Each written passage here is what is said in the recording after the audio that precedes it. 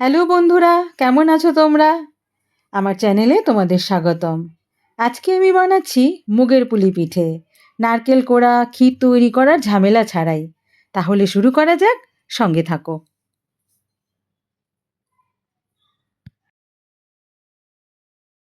প্রথমে আমি মুগের ডাল নিয়েছি। মুগের ডালটাকে হালকা করে ভেজে নিতে হয়েছে।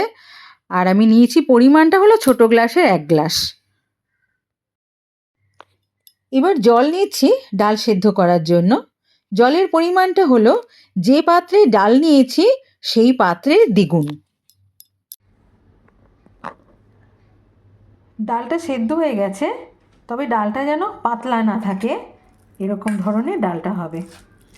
পাতলা হয়ে গেলে অনেক পরিমাণে চালের গুঁড়ি দিতে হবে, তাতে কিন্তু স্বাদ ভালো আসবে না।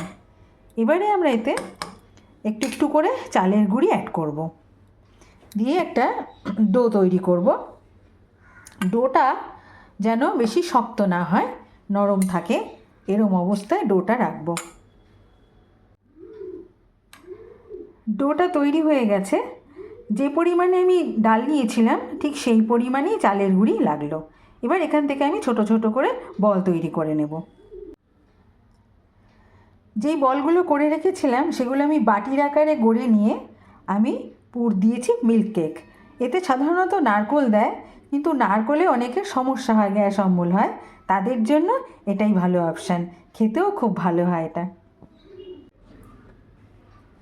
এবার আমি পিঠেগুলোকে পুলির আকারে গড়ে নেব, মুখগুলোকে জুড়ে দেব। পুলিগুলো গড়া হয়ে গেছে, এবারে এগুলোকে তেলে ভাজবো। তেল গরম হয়ে গেছে, এবারে একটা একটা করে পিঠেগুলোকে ছাড়বো।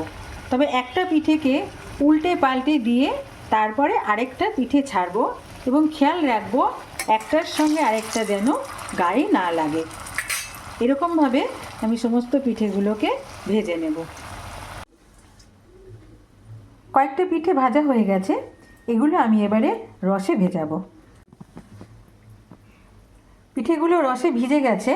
এই রস সাধারণত চিনির রস হয়, তো আমি এটাকে আরও সুস্বাদু করার জন্য গুড়ের রস বানিয়েছি। রসটা অবশ্যই পাতলা হবে, এখানে 1 তার 2 তার এরকম কোনো ব্যাপার নেই, এরকম পাতলা হবে। আর পিঠেগুলোকে 5 মিনিট ভিজিয়ে রাখার পর তুলে দিতে হবে।